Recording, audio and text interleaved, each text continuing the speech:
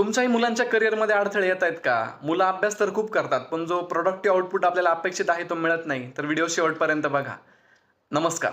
अनेक वेळा असं दिसून येतं, की मुलं अभ्यास तर खूप करतात, मेहनतही घेतात, पण जो रिझल्ट आहे तो कुठेतरी लॅग करतो.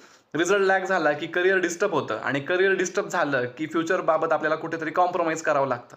आता तुम्ही म्हणाल, की हे सर्व नॉर्मल आहे. पण खरं सांगायचं तर नॉर्मल काहीच नाही. शिक्षणाच्या बाबतीत किंवा करिअरच्या बाबतीत अडथळे जर निर्माण होत असतील, तर मी नेहमी घराचा ईशान्य दिशा चेक करायला सांगतो.